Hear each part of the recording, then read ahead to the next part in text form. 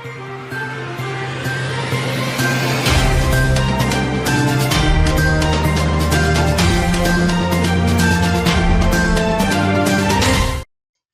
முக்கிய நிகழ்வுகள். முன் விரோதத்தில் கூலி தொழிலாளி அடித்து கொலை, நண்பர்களுக்கு போலீசார் வலை.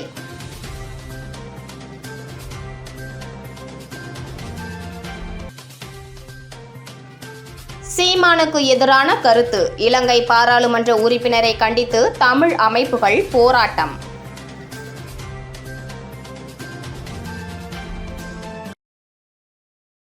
புதுச்சேரியில் முன்விரோதம் காரணமாக கூலி தொழிலாளியை மது அருந்த அழைத்து சென்று அரிவாளால் சரமாரியாக வெட்டி கொலை செய்த 3 நண்பர்களை போலீசார் தேடி வருகின்றனர். புதுச்சேரி லாஸ்பேட்டை நெருப்புக்குழி மைதானம் அருகே வாலிபர் ஒருவர் வெட்டு காயங்களுடன் இருப்பதாக லாஸ்பேட்டை போலீசாருக்கு கிடைத்த தகவலின் பேரில் சம்பவ இடத்திற்கு சென்ற போலீசார் அங்கு வெட்டு காயங்களுடன் உயிரிழந்த நிலையில் இருந்த வாலிபரின் சடலத்தை மீட்டு உடற்கூறு ஆய்வுக்காக கதிர்காமம் அரசு மருத்துவமனைக்கு அனுப்பி வைத்தனர். தொடர்ந்து போலீசார் நடத்திய முதற்கட்ட விசாரணையில் கொலை செய்யப்பட்டது புதுச்சேரி கருவடிக்குப்பம் பகுதியைச் சேர்ந்த ராஜன் என்கிற பால்ராஜ் என்றும், கூலி தொழிலாளியான இவர் நேற்று தனது வீட்டருகே உள்ள நண்பர்களான பழனி முருகன், கமலேஷ், சிவா ஆகியோருடன் மது அருந்த சென்றுள்ளார். இதில் பழனி முருகனுக்கும் ராஜனுக்கும் ஏற்கனவே முன்விரோதம் இருந்த நிலையில் மது அருந்தும் போது அவர்களுக்குள் ஏற்பட்ட தகராறின் போது பழனி முருகன் மற்றும் அவரது நண்பர்கள் மறைத்து வைத்திருந்த அரிவாளால் ராஜனை சரமாரியாக வெட்டி கொலை செய்துவிட்டு தப்பி சென்றது தெரிய வந்தது. இதனைத் தொடர்ந்து தலைமறைவாக உள்ள பழனி முருகன் மற்றும் அவரது கூட்டாளிகளை போலீசார் தீவிரமாக தேடி வருகின்றனர். மேலும் அவர்களை கைது செய்த பிறகு கொலைக்கான முழு விவரம் தெரிய வரும் என போலீசார் தகவல் தெரிவித்துள்ளனர்.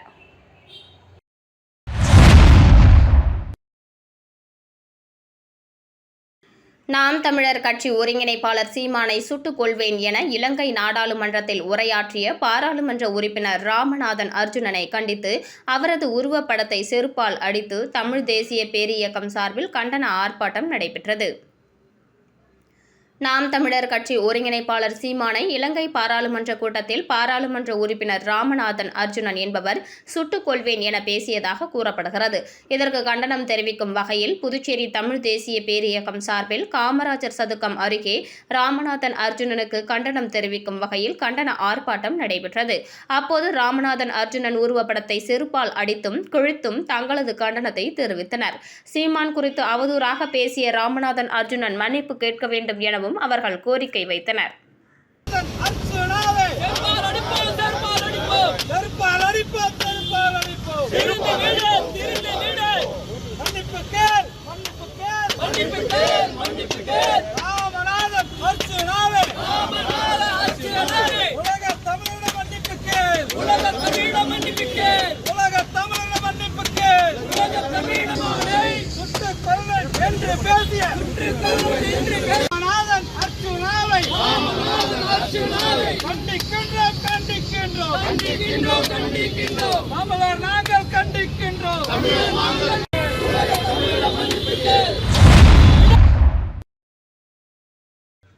மீனவர்களின் சிறிய ரக ஃபைபர் படகுகளில் ரேடார் கருவி பொருத்தும் பணியை முத்தியால்பேட்டை தொகுதி சட்டமன்ற உறுப்பினர் வையாபுரி மணிகண்டன் துவக்கி வைத்தார்.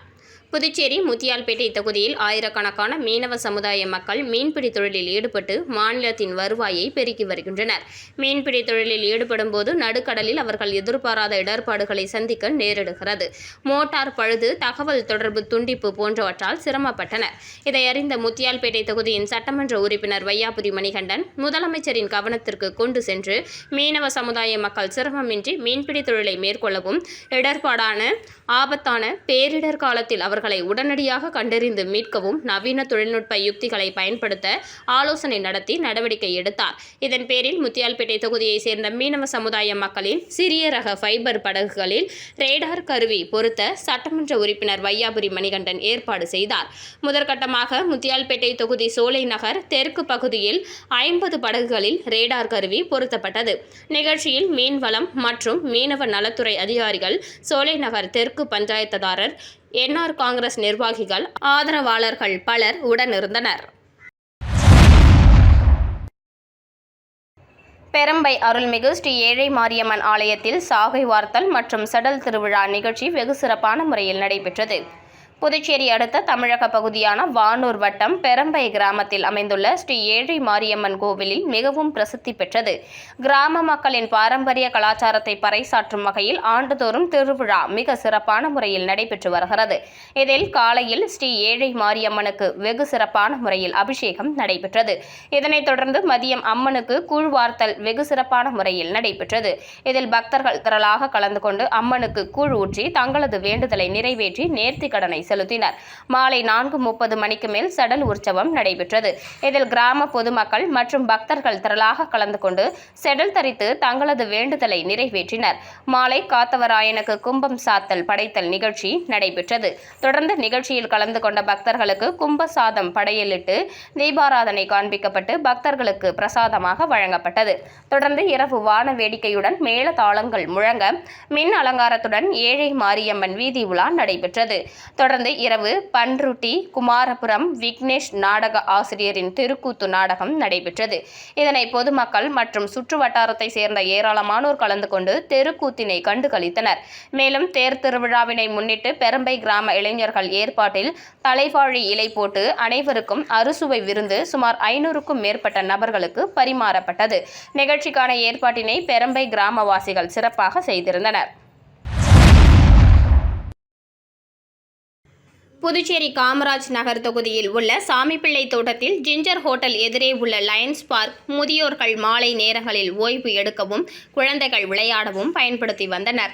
ஆனால் இது பல ஆண்டு காலமாக பராமரிப்பின்றி புதர் மண்டி கிடந்து விஷ ஜந்துக்கள், பூச்சிகள், மாடுகள் போன்ற அச்சுறுத்தலால் அங்கே யாரும் செல்வதில்லை. இதனால் அந்த இடம் சமூக விரோதிகளின் கூடாரமாக மாறியது.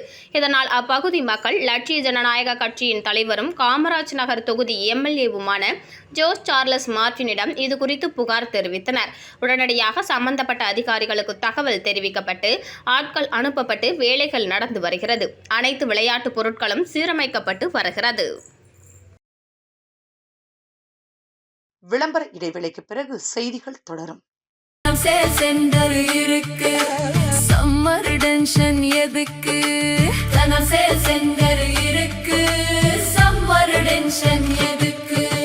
தனம்ல ஏசி வாங்கி சம்மரை சில் பண்ணுங்க.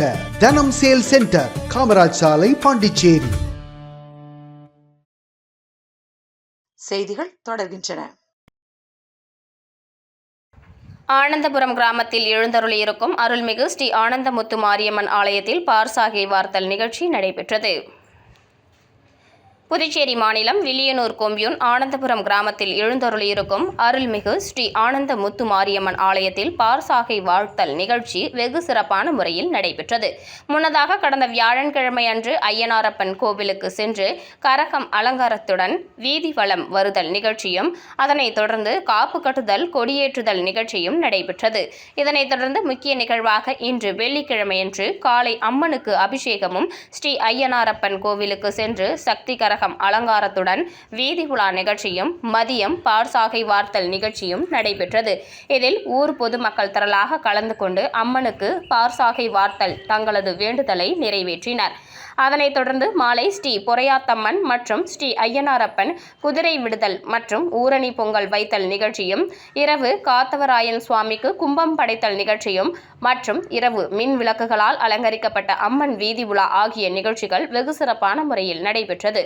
நிகழ்ச்சிக்கான ஏற்பாட்டினை ஆனந்தபுரம் அறங்காவலர் குழு மற்றும் கிராமவாசிகள் வெகு சிறப்பான முறையில் செய்திருந்தனர். உலக தேனீ தின விழா 2026 சிறப்பாக நடைபெற்றது. காதி மற்றும் கிராம தொழில்கள் ஆணையம், குறு, சிறு மற்றும் நடுத்தர தொழில்கள் அமைச்சகம், இந்திய அரசு மாநில அலுவலகம் சென்னை ஆகியவை, புதுச்சேரி பல்கலைக்கழக தொடக்க நிறுவன மையம், புதுச்சேரி பல்கலைக்கழக புத்தாக்க குழு, ஸ்ரீ மணக்குள விநாயகர் பொறியியல் கல்லூரி, வேளாண் அறிவியல் பள்ளி, புதுச்சேரி இயற்கை மற்றும் உள்ளூர் விவசாயிகள் கூட்டுறவு சங்கம் மற்றும் வளாக மற்றும் சமூக நிலைத்தன்மை மேம்பாட்டு அமைப்புகளுடன் இணைந்து உலக தேனீ தின விழா 2026 சிறப்பாக நடத்தின. இந்த நிகழ்ச்சியில் ஸ்ரீ மணக்குள விநாயகர் பொறியியல் கல்லூரி வளாக கலையரங்கில் நடைபெற்றது. விழாவில் தொடக்கமாக இயற்கை மற்றும் தேனீ சார்ந்த பொருட்கள் காட்சிக்கு அரங்குகள் திறந்து வைக்கப்பட்டன. புதுச்சேரி பல்கலைக்கழக தொடக்க நிறுவன மைய இயக்குனரும் ஒருங்கிணைப்பாளருமான பேராசிரியர் முனைவர் சாருமதி வரவேற்புரை வழங்கினார். தொடர்ந்து ஸ்ரீ மணக்குள விநாயகர் பொறியியல் கல்லூரி இயக்குனரும் முதல்வருமான முனைவர் வெங்கடாச்சலபதி வாழ்த்துரை வழங்கினார். ஸ்ரீ மணக்குள விநாயகர் கல்வி அறக்கட்டளையின் பொருளாளர் ராஜராஜன் சிறப்புரை வழங்கினார். தொடர்ந்து தட்சசீலா பல்கலைக்கழக வேந்தரும் ஸ்ரீ மணக்குள விநாயகர் கல்வி அறக்கட்டளையின் தலைவர் மற்றும் மேலாண் இயக்குனருமான தனசேகரன் தலைமை மற்றும் துவக்க உரையாற்றினார். இந்த நிகழ்வில் தேனீ வளர்ப்பில் சிறந்து விளங்கும் முன்னோடி வளர்ப்பாளர்கள் கௌரவிக்கப்பட்டனர். மேலும் சிறந்த கண்காட்சி அரங்குகள், ஓவிய போட்டி மற்றும் கட்டுரை போட்டிகளில் வெற்றி பெற்றவர்களுக்கு பரிசுகள் வழங்கப்பட்டன. இதனுடன் சிறப்பு நூல் வெளியீடும் நடைபெற்றது. சென்னை மாநில அலுவலகத்தின் மாநில இயக்குனர் சுரேஷ் கிராம தொழில்கள் ஆணையத்தின் திட்டங்கள் குறித்து விளக்க உரையாற்றினார். தொடர்ந்து உதவி இயக்குனர் பாஸ்கர் தேசிய தேன் இயக்கம் தொடர்பாக உரையாற்றினார். புதுச்சேரி பல்கலைக்கழக பசுமை வளாக ஒருங்கிணைப்பாளர் முனைவர் நந்திவர்மன் அவர்கள் தேனீக்கள் உயிரியல் பல்வகைமை மற்றும் காலநிலைத்தன்மை என்ற தலைப்பில் சிறப்புரை வழங்கினார்.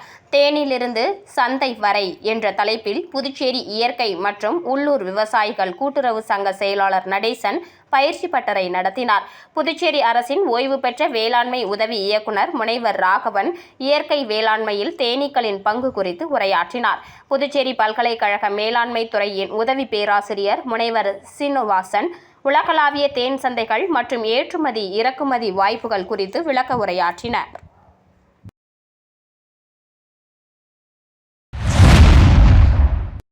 புதுச்சேரி காமராஜர் நகர் தொகுதியில் உள்ள கிருஷ்ணா நகர் 12வது கிராஸில் தெரு விளக்குகள் எரியவில்லை எனவும், இதனால் அப்பகுதி முதியோர், பெண்கள், குழந்தைகள் அவ்வழியாக நடந்து செல்வதற்கு பெரும் அச்சத்தில் இருப்பதாகவும் லட்சிய ஜனநாயக கட்சியின் தலைவரும் காமராஜ் நகர் தொகுதி எம்எல்ஏவுமான ஜோஸ் சார்லஸ் மார்டினிடம் மக்கள் புகார் தெரிவித்தனர். உடனடியாக சம்பந்தப்பட்ட அதிகாரிகளுக்கு தகவல் தெரிவிக்கப்பட்டு ஊழியர்கள் அனுப்பப்பட்டு தெருவில் இருந்த 25 விளக்குகள் சரி செய்யப்பட்டு சீரமைக்கப்பட்டது. புகார் தெரிவித்த அடுத்த நாளே பிரச்சனையை சரி செய்து கொடுத்த லட்சிய ஜனநாயக கட்சியின் தலைவரும் காமராஜ் நகர் தொகுதி எம்எல்ஏவுமான ஜோஸ் சார்லஸ் மார்டினுக்கு அப்பகுதி பொதுமக்கள் மற்றும் நன்றியினை தெரிவித்துக் கொண்டனர்.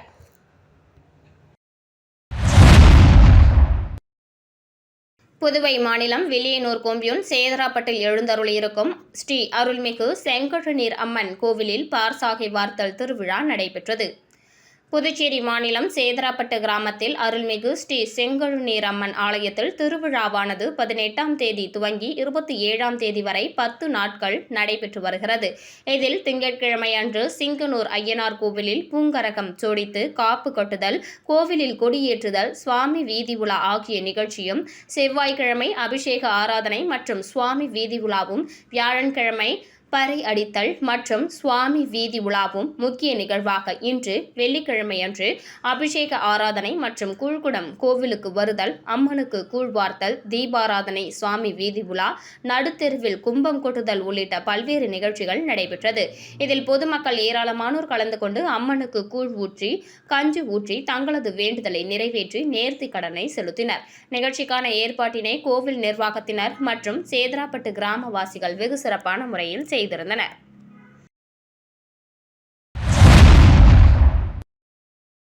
ஸ்ரீ லட்சுமி நாராயணா மருத்துவக் கல்லூரியில் கின்னஸ் உலக சாதனை ஓட்டப்பந்தய வீராங்கனை சுஃபியா சுஃபிக்கு பாராட்டு விழா நடைபெற்றது. புதுச்சேரி லட்சுமி நாராயணா மருத்துவக் கல்லூரியில் கின்னஸ் உலக சாதனை ஓட்டப்பந்தய வீராங்கனை சுஃபியா சுஃபிக்கு பாராட்டு விழா நடைபெற்றது. கல்லூரி வளாகத்தில் தலைவர் டாக்டர் ஜெகத் ரட்சகன், பாரத் கல்வி குழும தலைவர் டாக்டர் சந்தீப் ஆனந்த், மேலாண் இயக்குனர் டாக்டர் ஸ்வேதா சந்தீப் ஆகியோரின் வழிகாட்டுதலின்படி லட்சுமி நாராயணா மருத்துவக் கல்லூரி மற்றும் பாரத் பல்கலைக்கழகம் இணைந்து இப்பாராட்டு விழாவை நடத்தினர். விழாவில் கலந்து கொண்ட சுஃபியா சுஃபி தேசிய கொடியை ஏற்றி வைத்தார். பின்னர் கல்லூரி மைதானத்தில் மாணவர்களுடன் சேர்ந்து சிறு மாரத்தான் ஓடி அவர்களை உற்சாகப்படுத்தினார். பின்னர் நடைபெற்ற பாராட்டு விழாவில் கல்லூரியின் dean doctor Jayalakshmi, academic dean Balagurunathan ஆகியோர் சிறப்புரையாற்றினர். இதனைத் தொடர்ந்து சுஃபியா சுஃபி பேசுகையில் தான் கடந்து வந்த சவால்கள் மற்றும் சாதனைகள் குறித்து பேசினார். 5 முறை கின்னஸ் சாதனை படைத்த சுஃபியா சுஃபி 6வது முயற்சியாக கன்னியாகுமரி முதல் காரகோரம் வரை 5000 கிலோமீட்டர் தூரத்திற்கான ஓட்டத்தை தொடங்கியுள்ளதாக கூறினார். இந்த சாதனை ஓட்டத்தை இந்திய ஆயுத படைகளுக்கு மரியாதை செலுத்தும் விதமாக அவர்களின் சேவைக்கும் தியாகத்திற்கும் அர்ப்பணிப்பதாக தெரிவித்தார். விழாவில் இறுதியில் சுஃபியா சூஃபி குறித்த காணொலி ஒளிபரப்பப்பட்டது. மாணவர்களின் கேள்விக்கு பதில் அளித்த அவர்களை ஊக்கப்படுத்தினார். இப்பாராட்டு விழாவிற்கான ஏற்பாடுகளை கல்லூரியின் தலைமை நிர்வாக அதிகாரி அன்பு செய்திருந்தார்.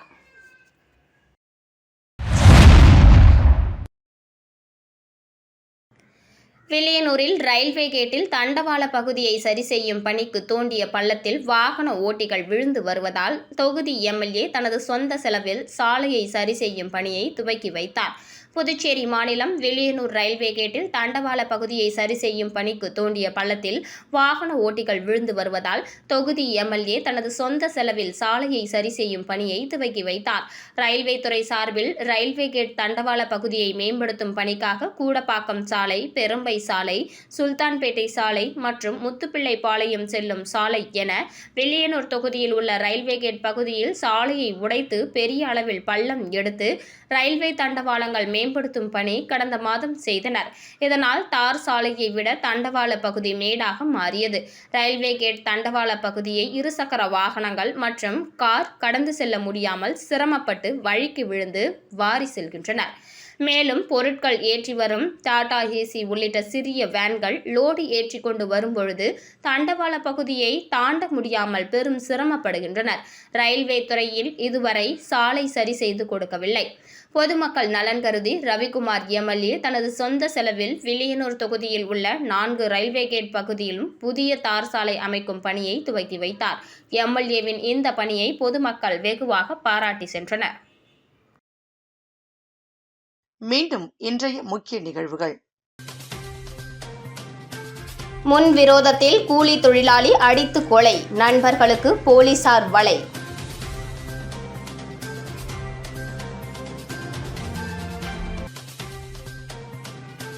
சீமானுக்கு எதிரான கருத்து, இலங்கை பாராளுமன்ற உறுப்பினரை கண்டித்து தமிழ் அமைப்புகள் போராட்டம்.